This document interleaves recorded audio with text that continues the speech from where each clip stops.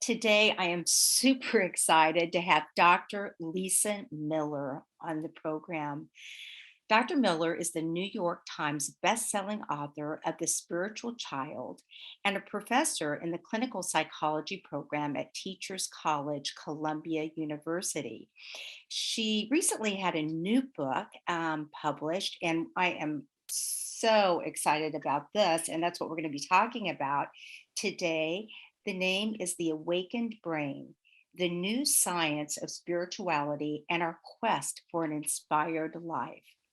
Lisa is the founder and director of the Spirituality Mind Body Institute, the first Ivy League graduate program and research institute in spirituality and psychology, and has held over a decade of joint appointments in the Department of Psychiatry at Columbia University Medical School.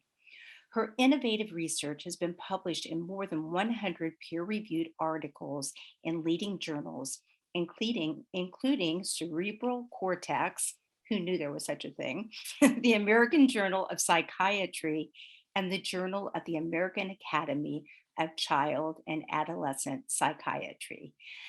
Lisa, it is so wonderful to have you on the program today. Welcome. Thank you, Marla, for including me. And I think what you're doing is absolutely wonderful to have a foundationally spiritual discussion about life's very poignant and meaningful moments and topics. Thank you for including me. Absolutely. So let's just jump right in. I first want to mention to my listeners your beautiful TED Talk, a very personal story, and really is very much the story of this whole journey that you are on. And so I won't spoil it, but I encourage my listeners to listen to that. And also being a pioneer in this area, because your research, it's the first of its kind, diving into the neuroscience of spiritual practice. And I'm so excited because that's what I'm all about too. So let's start at the beginning. Tell us a little bit about your childhood and education and that sort of thing. Well, thank you. I will say that as every single child on earth, I was a very spiritual child, and we all are. We are born with a natural capacity to see into the spiritual nature of life, that we are guided, that we are loved, that we are held. We are born with this notion of being in genuine relationship with animals and trees, of feeling the presence of God and knowing when we should turn left versus right, because there's a sense of being guided. So like everybody else, I remember this very clearly in my childhood. And I am grateful to say that my mother was very much at home in her own spiritual awareness. So she would give voice to spiritual life. She prayed out loud. She would, with tears, say, "Thank you, God, for the children. I just look at you both and I know that God is good." Constantly, she's narrated a sacred life. And she also, in addition to sort of talking the walk, she walked the walk. And she was so good to people. And, every single person was like the most extraordinary person who'd ever landed on the earth. So our neighbor, "Mr. Lazarus, your flowers are so beautiful. And I look at them and I feel summer." And she means it. She absolutely means every word of it. And so she was present to what I might call relational spirituality, God's presence in one another. Right. So that was my mother. And I'm so grateful to her. I'm so grateful I had the chance to thank her and tell her what a difference she's made. And that, I think, is who we are as parents onto our children. We have enormous impact in saying, yes, what you perceive, that little whisper of a hunch, it's real. Your perception that somehow you knew this was going to happen before it did, that's real. Your sense that grandma died but she was watching over you in that moment, that's real. And that is incredibly powerful, because when we use our own voice as parents, we lock in for our children what is their birthright. Their innate natural spirituality takes form. At the level of the brain, we pave the highways, we myelinate the sheaths, so that we can always get back there. And our children will always have this deep, transcendent awareness. So my childhood was one of a great amount of spiritual life integrated into every little moment. I mean, I remember, my mother saying, "Okay, we're going to run an errand," but we've never been there before. And I would say, "Well, don't we need a map?" This was pre-GPS, right? Right, No cell right. phones. And she'd say, "Oh no," she said, "you can kind of feel your way." Interesting. So she trusted her inner GPS, her inner compass, Yeah, and that was a way I learned to live. yeah. And So that what said, I was also very interested in what might be called an outward science. That my role models was Madame Curie and Mhm. the nurses who fought alongside the soldiers in the Crimean War and Florence Nightingale. And I thought that science was extraordinary. And I remember at 3, my mother lifting me out of bed. It was the middle of the night and saying, "Honey, you've got to see this. You'll remember it the rest of your life."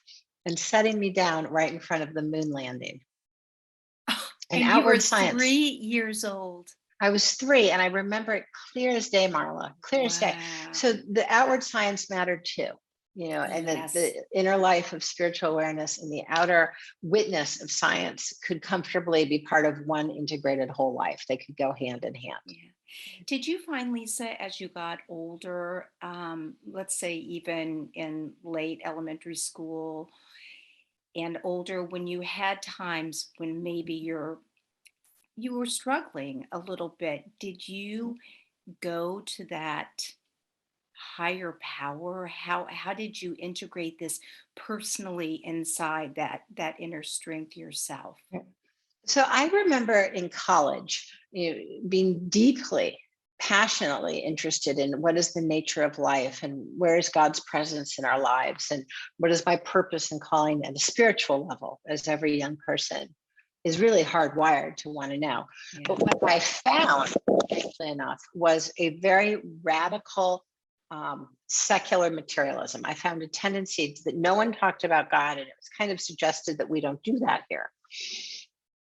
And I didn't really understand how life, or certainly a psychology, minus a loving, guiding, holding creator, how I could understand moving through life, how I could understand the human journey and our natural psyche without holding that deep core place for God. I mean, it seemed to me that every step was in a sacred universe, and I don't understand how that could be erased. So Mm. I figured maybe I just haven't found the right class yet.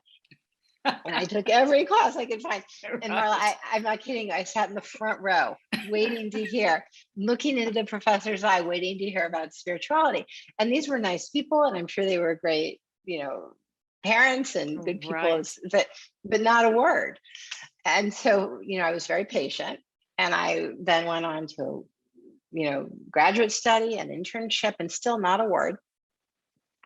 And it dawned on me that all my deep bearings in life, from the days of being raised by my mother, right, and being raised with children with fellow mothers who were spiritually oriented as well. It was really a reality in our world.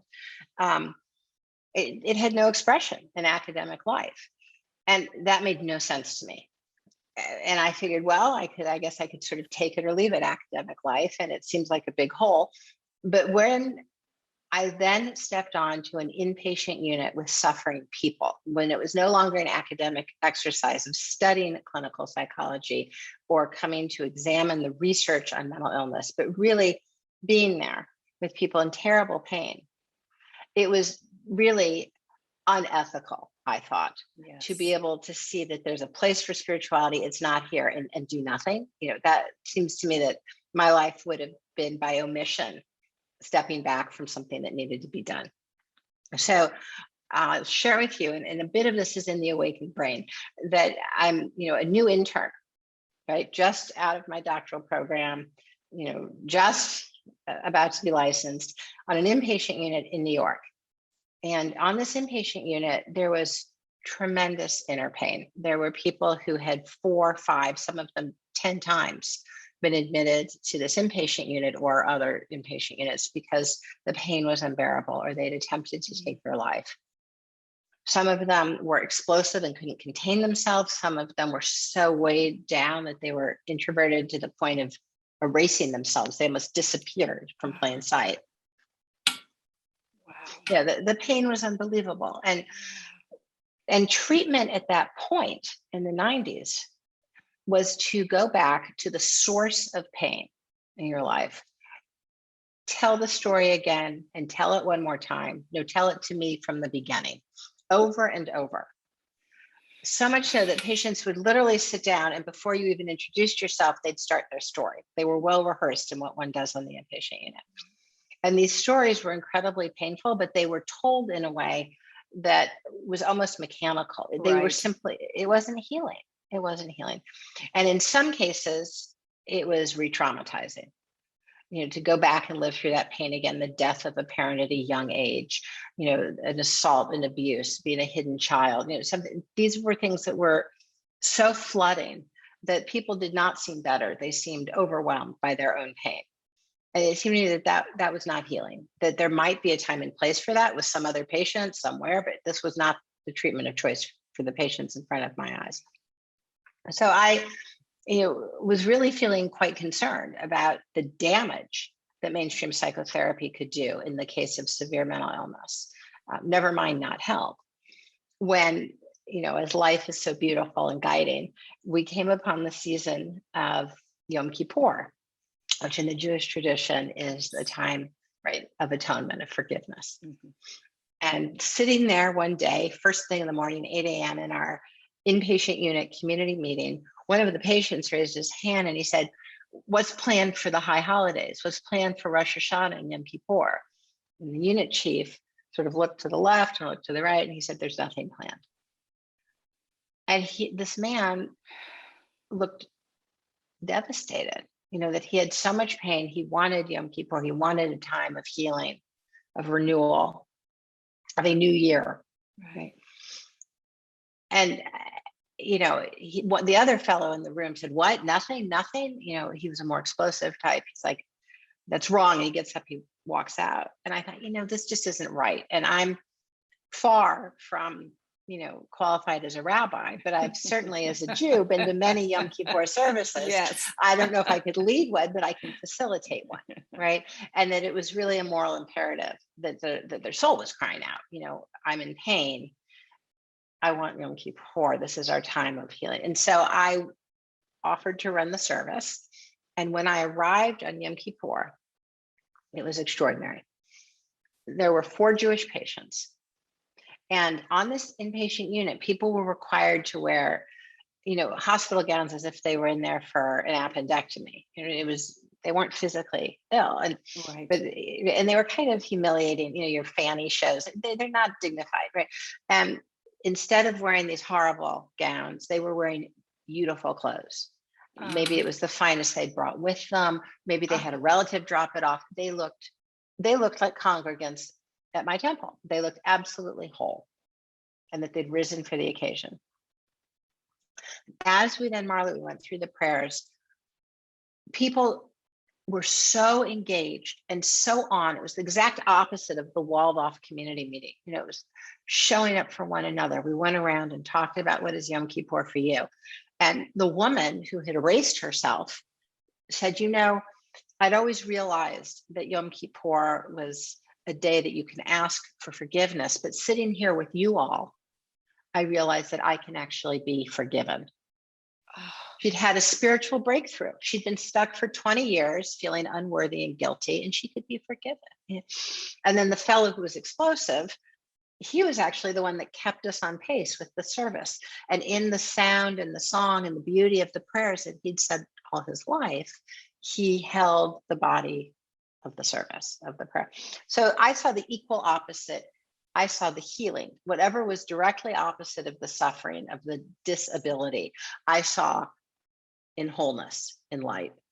And I realized that I think mental illness is an occlusion of the whole soul. And what spiritual life does is bring forward the radiance, the sunshine of the full soul. Thank you so much for sharing that. And what a great intro into you then becoming a full-on doctor, I guess it was. You said before you took your boards, or is that what? Right. Yeah. Right. And But then, yeah. yes, and then you began your research into this. But you were going to say something. Go ahead. Well, from that experience, I Yes, realized that mental health minus spirituality didn't make sense. exactly, exactly. It simply didn't. Now, there might be a few people out there for whom it does, but for many, and I would say most, mental health needs a spiritual heart. It Yes. needs to have at its center really a spiritual core. And that's the beauty of it, that you stepped forward and brought that, brought into that little sacred circle. Oh, wow, what a touching story. So let's move on. Then you Okay. began to research this from an Yes. academic standpoint, and with specifically spirituality and depression. And that was in 2012. And can you tell us a little bit about that? You say that spirituality and depression, this is such a great example coming after this, after your story, but are two sides of one door, Mhm. and that depression is really a knock on the door, a knock opening to become more awakened and expanded. I mean, this Yes. is profound. So can you tell us a little bit about that, and then the brain scans that you've done Mhm. in this area? Right. So I saw that there was really an occlusion of the soul's voice, of the soul's presence in people's Right. lives. That the soul's in there, of course, but that whether it was abuse or disappointment or a negative narrative in their mind, that there was a sense in which the presence of the infinite, of the love, was not foremost, and they felt cut off from a deep personal relationship with God or their higher power, whatever word they might use. And what Yom Kippur had done was reignite that deep, I can be forgiven. I am in Exactly. relationship. It felt real, dynamic, lived relationship with God. Or some people say Jesus, Hashem, the universe, whatever their word is, but a loving, guiding spirit. So, ultimate spirit. So, that said, I thought, well, I've always loved numbers. I love patterns in numbers. The interest in science that you graciously asked me about from childhood.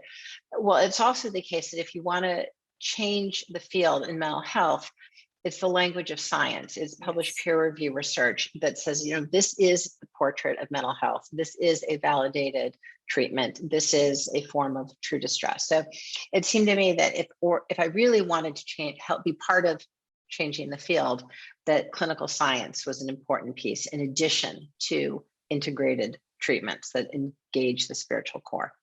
And so I set to work for about 20 plus years, I guess now closer to 25. And in time, fellow labs have as well. We have a robust field of spirituality in mental health, spirituality in recovery, renewal, spirituality in trauma. That it's there. The science is there, and the findings are pretty staggering. And so, back in my early days, one of the first things that we found was that in a nationally representative sample, so this isn't my data or his data or her data, this is a nationally representative sample. We, the people, Americans, if a young person, a teen, has a strong spiritual life, he or she is 80% less likely to become addicted. Now, there's nothing in the clinical sciences that say my child is 4/5 less likely to become addicted. I would stand outside of Walgreens for 5 hours for that pill, but this is in Yes. us, right? Similarly, a strong spirituality decreased by 60%, major depression, the type of depression where we power down, we can't get out of bed, not just feeling depressed, but edgy and angry and unable to function, the pothole in our life. So this was the level of how much spirituality changes the rest of our lives was so great. I mean, it was blinding. And again, once again, I couldn't believe it. It's like when I looked forward, in the front row in college, waiting to hear. Why isn't this on the front page of the New York Times that each day we get up and read about spirituality? Is changing our lives. So that said to me, there's a lot of work to be done here, a lot of work, because it is so foundational to who we are as a person. And indeed, in time, my lab and fellow labs established some major understandings. First and foremost, that just as we are physical beings and emotional beings and cognitive beings, every single one of us at birth is a spiritual being. We know that through twin studies. We look at twins raised together, twins raised apart, factor out the degree of commonality as a function of shared genes and environment. And so it is a fact that the capacity for spiritual awareness is innate. It is 1/3 innate, which means it is 2/3 environmentally impacted. So the beautiful story you invited me to share of my mother, that's part of the 2/3 of the environment. It says, yes, this is real. And yes, we pray out loud. And yes, we do this here. And it is part of how life itself is built. It's embedded in life, spiritual reality. Wow. I'm a twin. Oh, beautiful, Marla, lovely. I'm identical Really? twin. And Wow. interestingly, I'll just throw this in. It's on topic. My twin sister is a nurse practitioner at Indiana University in Bloomington, and we were just having this conversation the other day. I was actually talking about this interview that was coming up with you, and I was asking her. She was talking about the extreme anxiety and depression that she sees in so many students that come into her office. And I asked her, do you ever, give them something about yoga or about, Mm, do you ever ask them like if they pray? mm, And she looked at me, and she's very spiritual too. mhm, And she just smiled and she said, no, we don't, but something needs to be done. We just mm. kind of give them drugs, and so it was just really, really interesting to, hear her experience with that. But I think it really is changing because of these studies that you've been doing. Well, I know, So but I think you're saying something very important, Marla, which is it sounds like, of course, your sister is spiritual because you're spiritual, yes, right? yes, And yeah. you're, yes, and that's beautiful. And she sees the power that spiritual life can have. And I think what we need, what we're doing now as a mental health field is together using this roadmap of science, almost a blueprint of science to say, here's a Hmm. data-driven approach to healing and renewal. And it has at the center rekindling our spiritual light, Yeah. what I call awakened awareness in the book. Rekindling our birthright. We all have a spiritual brain. It's there, but it's dormant and latent for a lot of people. And it does not take much to tap in. It can be dusting off an old rusty prayer from our childhood. It can be embodied in a relationship where if you share with me in the first person a story of your spiritual path, one of miracle, one of connection and transcendent relationship, it wakes up in me. I mean, Yes. you talk the walk and walk the, there's so many ways in, and because it is who we are. But the problem has been that we have put a big no in the middle of culture, right? We threw religion out of the public square 40, 50 years ago. And with that, the spiritual baby with the bathwater. And we must reclaim our birthright, which is speaking in the first person of our own spiritual truth and being interested in one another's first person experience. That is pluralism, it is inclusive.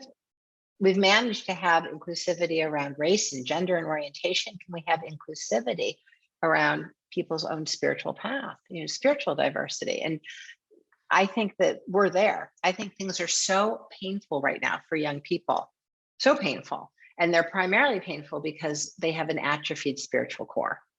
We have not supported in young adults this natural birthright. And when we know that the spiritual core is 80% protective against addiction, 60% against depression, we know our marching orders. It's clear. The science paints a clear direction. We must support the spiritual core. And how humanity would change if all children were raised from the very beginning with all of what you just said, or really very much like your mama was, right? To have that. So let's talk a little bit about the scientific side of this and Mhm, what you found on the scans that mhm. you did, and tell us a little bit about that. Well, I think the most important finding is that when in the path of suffering, we dig deeper, dear God, what are you trying to show me here? Even when I'm not feeling it, Okay, I'm in terrible pain. I don't even want to get out of bed. Dear God, thank you for giving me another day. What, how might I fulfill your path for me? You know, when we take a spiritual response to the pain in our heart, to the most excruciating moments, a spiritual response will naturally, with God's will, of course, naturally rekindle our awakened awareness, our spiritual awareness. That there is a process where in our most painful, when we bottom out effectively in our darkest hour, we have breakthroughs. It's simply how we're made. And when this happens, when we build a spiritual response to loss and suffering, what we find over time is that we build the regions of the brain, the spiritual regions of the brain, to be stronger. We're effectively building the muscle. And it's marked by cortical thickness, processing power across regions in the brain associated with perception and reflection and orientation. The spiritual brain gets more powerful, more able to see the go-to place, the new normal. So much so that when we invite people into the lab who've recovered from depression through a deepening of spiritual life, not only do they show a thicker cortex, a greater, stronger spiritual brain, they give off a wavelength, high amplitude alpha. And high amplitude alpha is the same wavelength given off in nature from the Earth's crust up 1 mile. It is the wavelength of life itself. When we are in a state of spiritual awareness, our brain vibrates with that of all life, with creation. So our felt sense of oneness with all life is real. It is real in this deep foundational way, and it is picked up and mirrored in the common wavelength of alpha, or Schumann's resonance. It's Wow. beautiful. It's who we are. And I call that God's footprint. I really do. Yes. I can't full on tell you what God's about, but I can see the footprint in the sand. And a footprint in the sand. So that the spiritual response to suffering is neuroprotective of subsequent depression, you found. Yes. Now that the brain is built and we are sort of go-to place is one of deep spiritual connection and awareness, we are girded against subsequent depressions. How much so? We're 75% less likely to have another deep depression. Wow. And that goes up to 90% if our life is really rough or if we're genetically predisposed. Those of us at high risk for depression are 90% less likely to have a painful power down pothole of major depression if we build a spiritual response. Literally, we are neuroprotected against recurrence. Wow. And not only that, but life is far more expansive because we see into life. And instead of thinking, I've got to control my life, why did life do this to me? I wanted A, B, and C. I wanted that job. I wanted that guy. I wanted that apartment. I wanted that something, and it didn't happen. We move from what I call achieving awareness, the sort of tactical, strategic, I want it, here's how I prepare, and I should close the deal. I should get it. We move from that bowling alley type perception of achieving awareness to awakened awareness, where we are in dialogue and say, what is life showing me now? Right. Dear God, what do you wish for me? What am I to see here? Please open my heart so I can perceive that which you show me. Deep sacred dialogue. And life opens up a zillionfold, and it opens up beyond. And we see new doors that we didn't even know existed. I would have told you there wasn't even a door there. And through that door, I meet my spouse. I find a job that is truly right for me. I find a best friend. I go on the outing of my life, something that I didn't know even was there. Because in achieving awareness, we have no more information than what we have today going backwards. What I want is what I think I want because I grew up thinking it. And here is a world where we get sort of an inspirational tug or a mystical experience or a deep inner knowing. That catch in the catcher's mitt, that receptive, inspired form of knowing, has information, direction, doorways that only over time will unfurl to reveal their full meaning. All we can know is trust it. And I'll tell you something, Marla, women live this way anyway. But what we need to do now as women is say, okay, great. We had the first wave of feminism that gave us rights, and then we got jobs. Right now, our way of knowing needs to be in the center of society. Every one of us who already understands life as a deep dialogue with God or our higher power, or what is life showing us now, in remarkable podcasts such as yours, in schoolrooms and hospitals and boardrooms, Yes. wherever we work and speak, because this is the way of living that is sustainable, that is buoyant, that can move through COVID and much, much worse. It's a way of saying, how do I not paddle like, no tomorrow on top of a tidal wave, but instead rise up and ride with the tidal wave, because that is what life is showing me now. Women do this, but I'm telling you, I accidentally left a chapter from The Awakened Brain in the public library ladies' room. And I thought, oh no, I left chapter 7 in the Westport ladies' room. So I go back and I'm knocking on the door and it's locked. Someone's in there. So I think, okay, I'll just wait a minute, 2 minutes, 5 minutes, knock, knock. I'm worried that maybe someone's ill or maybe someone's passed out. So I knock a little harder. Finally, 15 minutes later, a woman comes out. And I said, I'm sorry to keep knocking. I left my chapter in there. And she said, oh, you wrote this? She said, I locked the door because I was reading it. She said, we live this way all the time. I live this way all the time, said the woman in the ladies' room. I've never seen it written down. So what I am saying is that this is ours.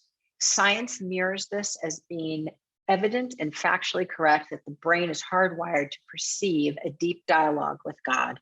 We are built as human beings to be whole and healthy and perform and fit and good to one another when we use our natural neurostate of awareness that brings us into deep dialogue with God, our higher power, whatever word is ours.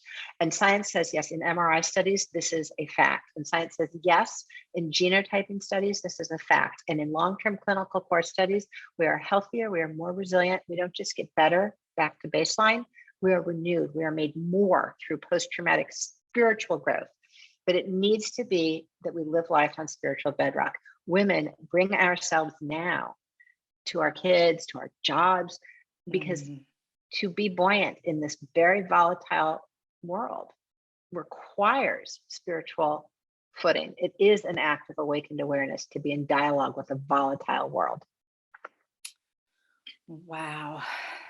Beautifully said. So, Lisa, let's talk a little bit about,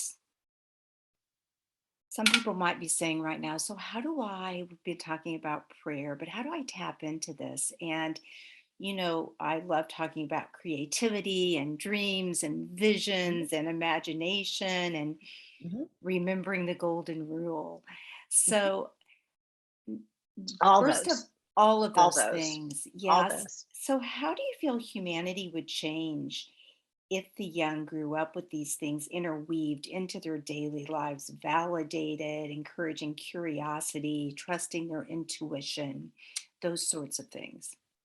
So I actually, Marla, have tremendous hope, not a wish for hope, but well-founded hope. I see the teens and the 20-year-olds already have an implicit awakened awareness. They already Yes. see that life has an underlying unity, a consciousness field, that we're all part of one family of life. They deliberately try to speak with love to one another. They are careful to be inclusive and to speak to the soul, to not, factor people as a function of variable A, B, and C about their demographics. They are walking a spiritual walk, and they're searching for the language to talk the walk, and they're searching for the science and the models and the way of life. So I have every reason to think that Gen Z will inherit the earth, and they will not need to solve all of our problems because they won't create all of our problems. They won't Right. dump trash in the ocean if you know that the ocean and you are in some deep way in the field of love and consciousness. One, we're made of water. Yes. PMH Atwater's been on the show a few times, and Good, she talks wonderful. she talks a lot about, the millennials coming in today, and in one of her interviews she said that they're, in a way, these kids are mirroring our generation, but they're saying no, we're going to do it different. We're going to do it. You didn't quite do it right. Climate change, families, all of this and everything that we're talking about. And I couldn't agree with you more that they're going to be pioneers in themselves in this area, and it's so important. The other thing is in the awakened brain, I have practices. And so if you, Yes. here's the awakened brain. Yes, And if you thank go, you. yeah, if you go to the back are scientific references. So you can go on Google Scholar, you can go on Medline, you can go on PsycInfo and get the original articles. They're all listed in the reference section. And there's practices in the awakened brain. And if you'd like, Marla, would you be interested in doing one now, perhaps? Absolutely. Oh, good. Let's Okay, go good. for it. Good. So very often people say, I'd like to have an awakened brain, but I don't know how. Or, there was no religion in my home. No one talked about spirituality. Spirituality looks good, but I just don't feel very spiritual. And science says that every single one of us is spiritual. It's a quarter inch under the surface, and we can tap that. And here's a way I always honor my teachers. Dr. Gary Weaver was the one who taught me this practice, which helps us tap in and awaken our natural spiritual awareness. So shall we try? Yes, let's do it. Okay. I have So my candle. Oh, lovely. Lovely. I'm ready. Beautiful. Lovely. Okay. So what I'm going to ask is that we maybe clear our inner space with 5 breaths, and then I'll walk us through a 90-second visualization.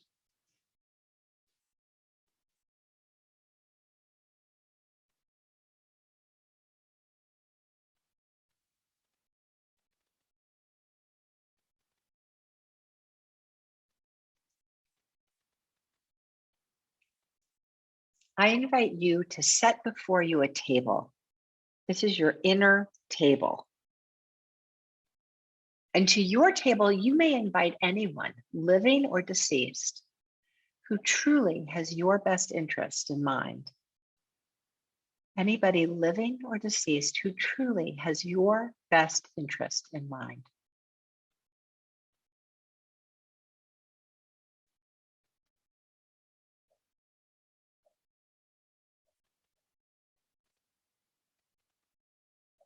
And with them all sitting there, ask them if they love you.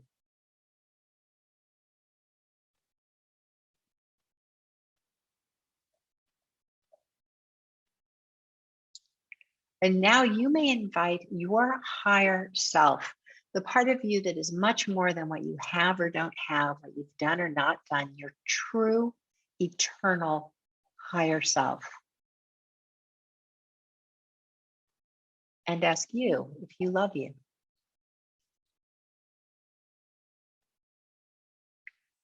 And now finally, you may invite your higher power, whatever word you use, however you know, your higher power. And ask your higher power if they love you.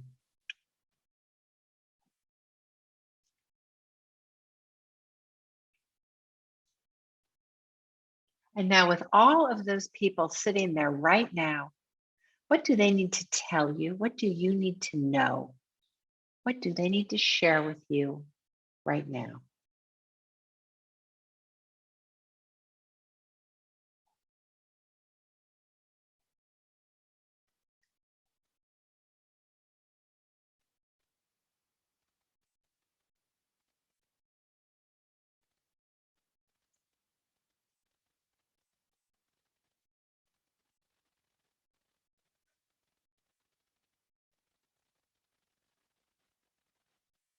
When you're ready, I invite you back.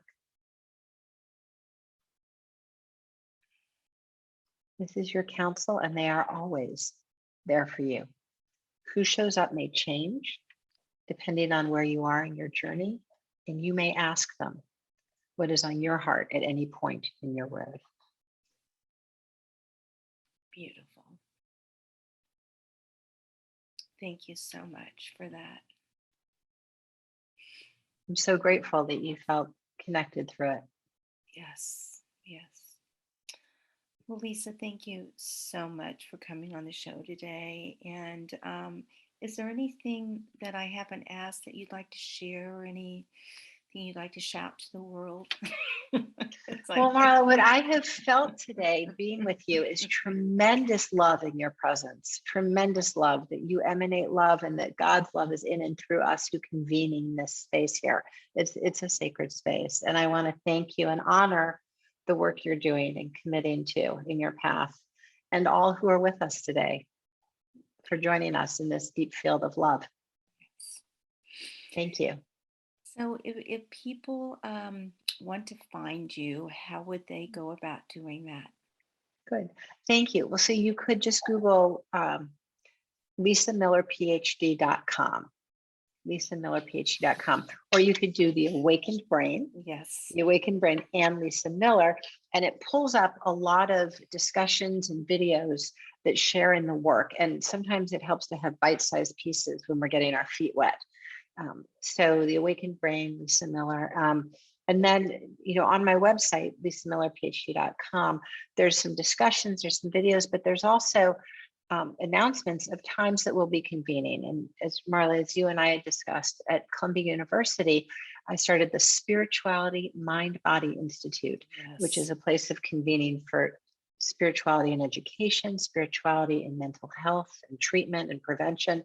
So all ways in which we as healers and teachers and guides for one another can bring forward this deep point of understanding and focus that we are naturally spiritual beings, and what that means for how we encourage and help one another. Wonderful. Well, thank you so much. I suggest to my listeners you run out and get this book, because there are so many.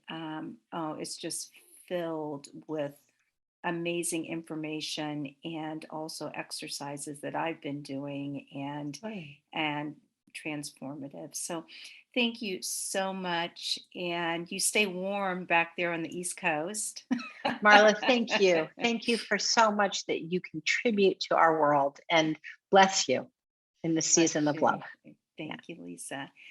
And have a great rest of the day. You too. Okay. Thank Bye-bye. you.